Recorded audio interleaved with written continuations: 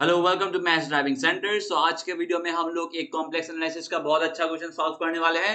अगर आपने ट्राई नहीं किया है तो प्लीज आप पहले खुद ट्राई कर लो, उसके बाद आप सॉल्यूशन देखना। क्वेश्चन पे चलते हैं। इस क्वेश्चन को सॉल्व करने के लिए मैं दो तरीका बताऊंगा। एक तो एग्जाम्पल की हेल्प से कि हम लोग एग्जाम्पल से डिस्कार्ड करके हम लोग कर सकते हैं इस क्वेश्चन को। उसके बाद एक जनरल वे भी बताऊंगा, तो आपका मर्जी आपको क्या करना है। तो पहले एग्जांपल वाला कर देते हैं, वो जल्दी हो जाएगा। जैसे अभी पहले क्वेश्चन में देखिए क्या-क्या बोला गया है कि let h equal to z belongs to c such that imaginary of z greater than 0। ये h दिया हुआ है, मतलब अपर हाफ प्लेन ये h। d क्या दिया हुआ है, यूनिट सर्कल के अंदर जितना भी पॉइंट्स है d ये दिया हुआ है। ओके, मैं डायग्राम बना के रख दिया। अभी आपको क्या पूछ रहा है, आपको पूछ रहा है supremum of mod of f dash 0 का value. Mod of F dash zero का वैल्यू पूछ रहा है, उसका सुप्रीमम क्या होगा। सच दैट एफ क्या है, एफ एक एनालिटिक फंक्शन है from D to H. Unit circle से अपर हाफ प्लेन तक जा रहा है एक एनालिटिक फंक्शन, एंड एक कंडीशन देके रखा है F of zero equal to I by two. Okay, अभी आप मतलब प्रोसीड कैसे करोगे, आप ऐसा फंक्शन आपके माइंड में क्लिक कैसे करेगा कि यूनिट सर्कल से अपर हाफ प्लेन, ऐसा क्या फंक्शन हो सकता है हम लोग के पास। ठीक है, तो जब आप लोग ने बाइलिनियर मैपिंग्स वगैरह पढ़ा है, एक मैपिंग आपको पता है कि अपर हाफ प्लेन से यूनिट सर्कल जाने वाला बाइलिनियर मैप आपको पता है। ये मैंने लिख के रखा है, देखिए from H to D any bijective bilinear map will be of the form. ठीक है, अगर आपको नहीं पता ये लिख के रख दो, ये इंपॉर्टेंट है। अपर हाफ प्लेन से यूनिट सर्कल जाने वाला का बाइलिनियर का फॉर्म ये होता है, मैंने जी से डिनोट किया, G Z equal to C into z minus alpha by z minus alpha bar. ठीक है, जहां पे c का जो मॉड होगा वो इक्वल टू 1 होगा, एंड अल्फा जो होगा वो अपर हाफ प्लेन से आएगा, अल्फा बिलोंग्स टू h। ठीक है, ठीक है, तो आपको पता है कि अपर हाफ प्लेन से यूनिट सर्कल जाने वाला मुझे पता है। अभी हम लोग को चाहिए क्या, ये इसको f मान लो, f is analytic function from d to h चाहिए। तो आप कैसे सोचोगे, तो ऐसे टाइप से ही आप सोचो, मतलब इस फंक्शन को देख के आप सोचो कि एग्जांपल बना पाओगे कि नहीं। देखिए मैं लिख रहा हूं एक फंक्शन, देखिएगा f of z equal to मुझे क्या चाहिए, f ऑफ जीरो में i बाई टू चाहिए। ठीक है, तो मैंने i बाई टू पहले लिख दिया। उसके बाद देखिए यहाँ पे क्या है, z minus alpha by z minus alpha बार, ऐसा टाइप का है ना।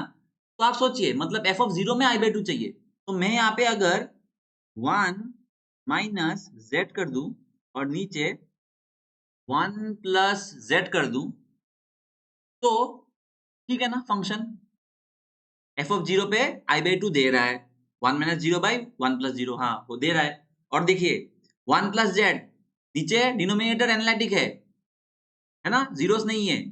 और ये एनालिटिक फंक्शन ऊपर पोलिनोमियल है, ऊपर वाला पोलिनोमियल है तो एनालिटिक हो जाएगा। तो यहाँ ये एनालिटिक फंक्शन है। ठीक है, फ्रॉम डी टू एच, और F of zero equal to I by two satisfy कर रहा है।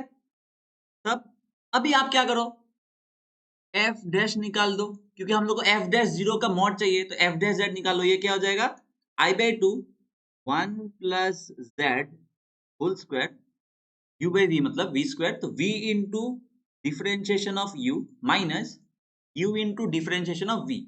ये आ जाएगा हम लोग के पास -1 minus Z minus 1 plus Z. तो ये z से z कैंसिल हो जाएगा, बचेगा -1 - 1 -2 बचेगा, है ना। तो ये i बाई टू इंटू -2 बचेगा,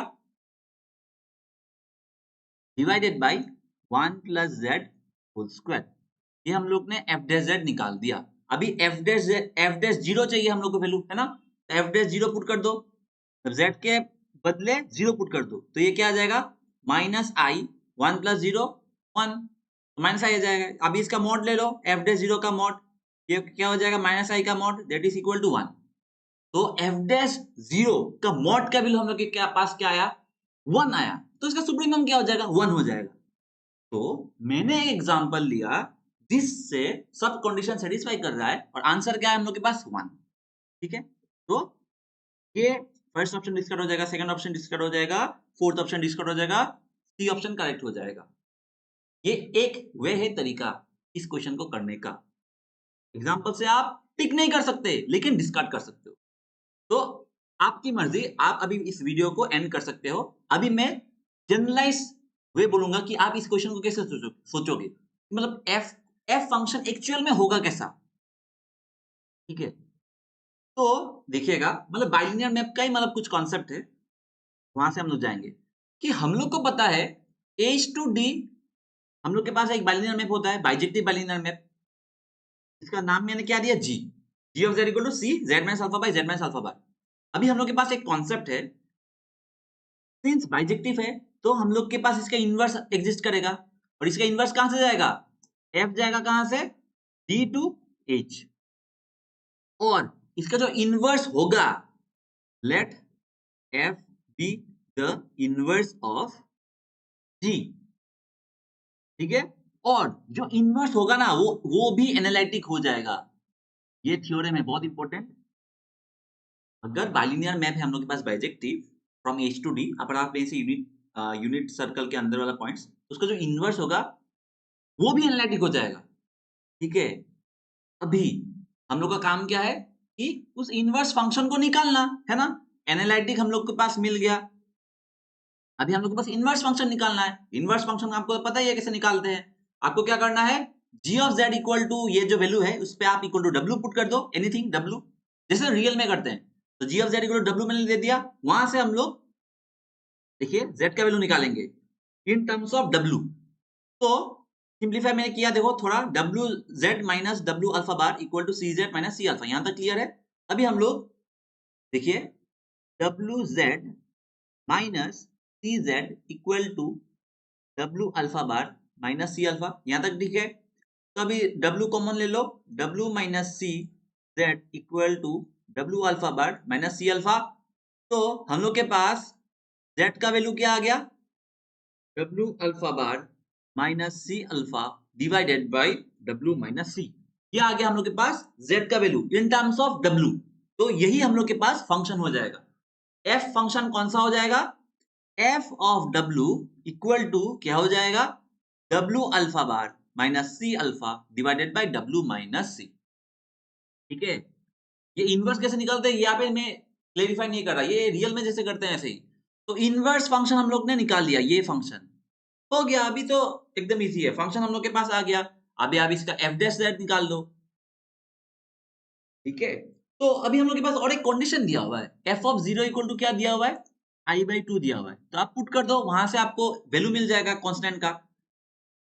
अभी ये मैंने ऊपर लिख दिया तो f of 0 equal to i by 2, मतलब जहां पे w है वहां पे 0 पुट करना है। तो i बाई 2 इक्वल टू क्या हो जाएगा, 0 minus C alpha divided by minus C.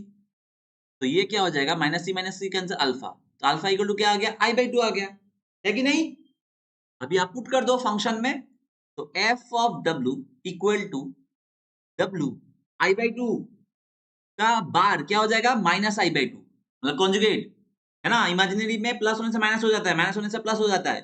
तो minus C I by 2 divided by w minus I by 2, यहां तक क्लियर है।